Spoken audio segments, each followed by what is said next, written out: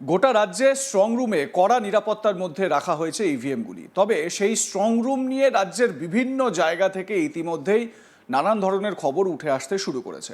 এবার ফের একবার শিরোনামে স্ট্রং রুম। ঘটনাস্থল পূর্ব মেদিনীপুরের এগরা থানার আইসি সুশান্ত চ্যাটার্জির বিরুদ্ধে পক্ষপাতিত্বের অভিযোগ তুলে বিক্ষোভে ফেটে পড়লেন পটাশপুর বিধানসভা তৃণমূল প্রার্থী পীযূষ কান্তি পান্ডা ও তাঁর সমর্থকরা।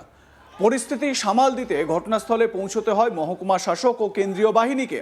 তৃণমূল প্রার্থীর অভিযোগ, এগরা থানার আইসি সম্পূর্ণ বেআইনিভাবে পটাশপুরের বিজেপি প্রার্থী তপন মাইতিকে স্ট্রংরুমের ভিতরে নিয়ে যান।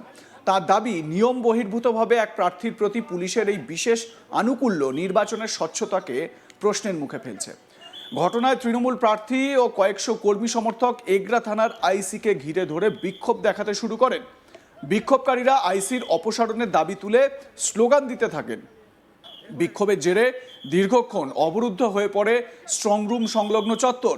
এবার দেখুন সেন্ট্রাল ফোর্স কিভাবে বাঁশি বাজিয়ে লাঠি উঁচিয়ে এগিয়ে যাচ্ছে এবং পরিস্থিতি স্বাভাবিক রাখার চেষ্টা করছে।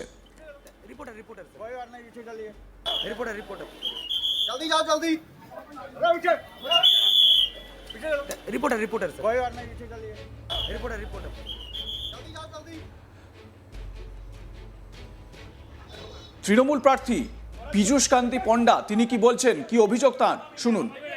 এই দালাল আইসি আর ওর পারমিশন বিনা বিজেপির ক্যান্ডিডেটকে নিয়ে স্ট্রং রুমে নিয়ে যাওয়ার চেষ্টা করছিল। একদম বিজেপির দালাল। আমরা এখানে গণ অবস্থান করব এই আইসি যতক্ষণ না বদলি হয়। এ চোর চিটিংবাজির মতো কথাবার্তা বলছে। এর না আছে নিজের সম্মান, না কাউকে সম্মান দেয়। সরকারি উর্দি পড়ে বিজেপির দালালি করছে এগরা আইসি। এর সাসপেন্ড চাই, এই চাই। এই আইসি, এই দালাল চঞ্চল করবো এক্ষুনি আমরা আরো এখানে রাখা যাবে না। আমরা আরো এসডিপিও অবজারভার সবকে বলেছি এক্ষুনি আসছে। ও ভেবেছে বিজেপির দালালি করে দালাল। এই আইসি কে দেখে রাখুন, বিজেপির দালাল। উত্তেজনার খবর পেয়ে দ্রুত ঘটনাস্থলে পৌঁছন এগরার মহকুমা শাসক মঞ্জিত যাদব। তিনি বিক্ষোভকারীদের সঙ্গে কথা বলে পরিস্থিতি শান্ত করার চেষ্টা করেন। তবে উত্তেজনা না কমায় অবশেষে পরিস্থিতি নিয়ন্ত্রণে আনতে মাঠে নামতে হয় কেন্দ্রীয় বাহিনীকে। কেন্দ্রীয় বাহিনীর জওয়ানরা লাঠি উঁচিয়ে তাড়া করে বিক্ষোভকারীদের ছত্রভঙ্গ করেন। নতুন করে যাতে আর কোনো অশান্তি না ছড়ায় তার জন্য এলাকায় মোতায়েন করা হয়েছে বিশাল পুলিশ বাহিনী ও সেন্ট্রাল ফোর্স। যদিও তৃণমূল নেতৃত্বের দাবি, অবিলম্বে ওই পুলিশ আধিকারিককে আইসিকে এলাকা থেকে না সরালে তাঁরা বৃহত্তর আন্দোলনে নামবেন। অন্যদিকে পটাশপুর বিধানসভা কেন্দ্রের বিজেপি প্রার্থী তপন মাইতি বলেন, মমতা ব্যানার্জির কার্যকলাপ নিশ্চয়ই সবাই দেখেছেন, তারই ফলস্বরূপ এই ধরনের আচরণ করছেন তৃণমূলের প্রার্থীরা। বিজেপি প্রার্থী তপন মাইতির কি বক্তব্য, শুনুন একবার। সামনে কিছুই ঘটেনি। আসলে ব্যাপার হচ্ছে কি, কালীঘাটের ঢোলটা ফেটে গেছে।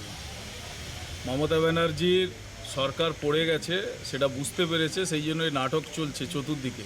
গতকাল আমরা মমতা ব্যানার্জির নাটক পুরো দিন মিথ্যাচার দেখেছি, শুনেছি। পশ্চিমবঙ্গের মানুষ নয়, সারা ভারতবর্ষের মানুষ মমতা ব্যানার্জির চরিত্র, তার কার্যকর্তাদের চরিত্র বুঝেছে।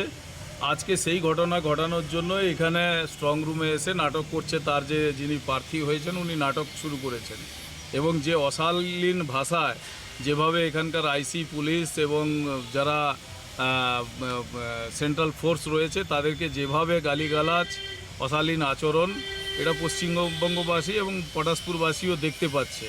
তো ব্যাপার হচ্ছে কি, ওখানে গতকালের যে ঘটনা পশ্চিমবঙ্গে চলছে, মমতা ব্যানার্জি যে মিথ্যাচার চলছে, তার ফলে আমরা এখানে এসেছিলাম স্ট্রং রুমে এবং আমরা স্ট্রং রুমে জাস্ট ওখান থেকে আমরা এন্ট্রি নিয়ে অথরাইজ করে আমরা ভেতরে মানে ওই রাস্তার উপর থেকে দেখছিলাম যে ওখানে সিআরপিএফ এবং আমাদের যেগুলো স্ট্রং রুম দূরে থেকে আমরা পরিদর্শন করেছি যে ঠিকঠাক আছে কিনা। আমি সিঙ্গেল পারসন ওখানে গিয়ে ঠিকঠাক আছে কিনা, ডিউটিতে বসেছে কিনা, এটুকুন আমরা পরিদর্শন করার রিকোয়েস্ট করে আমরা ওখানে গেছি এবং এন্ট্রি আছে।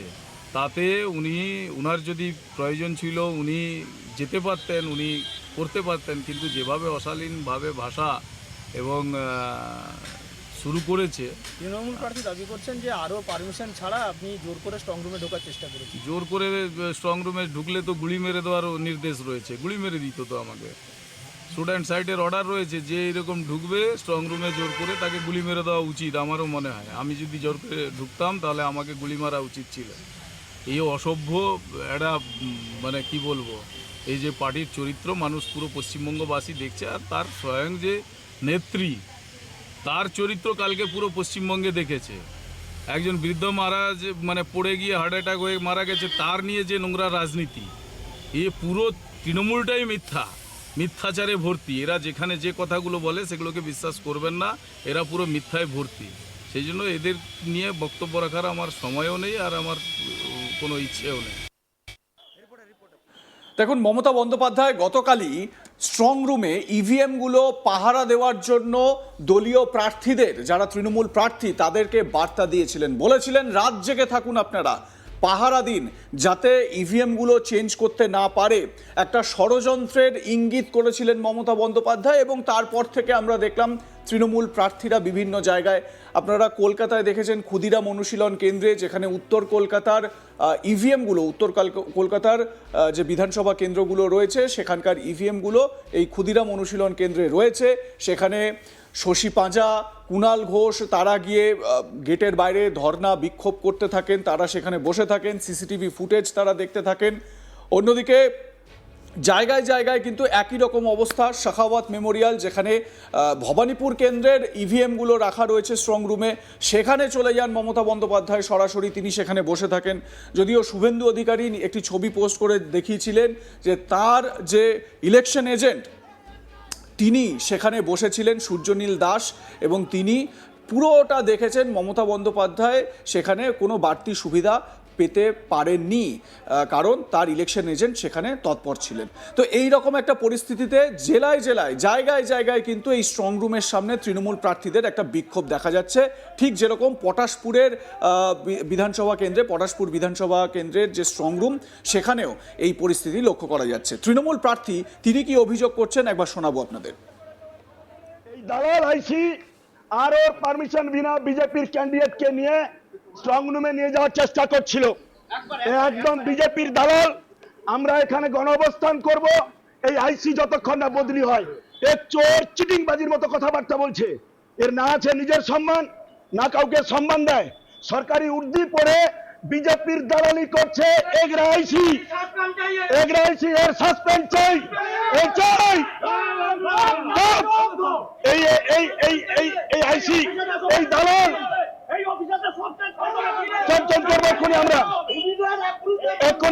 আমরা আরো এখানে রাখা যাবে না।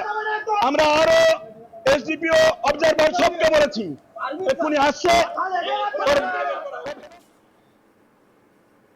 আপনাদের মতামত কি জানাতে ভুলবেন না। দেখতে থাকুন আজ তাক বাংলা, সাবস্ক্রাইব করুন আমাদের ইউটিউব চ্যানেলটি, বেল আইকন প্রেস করুন নোটিফিকেশন পেতে।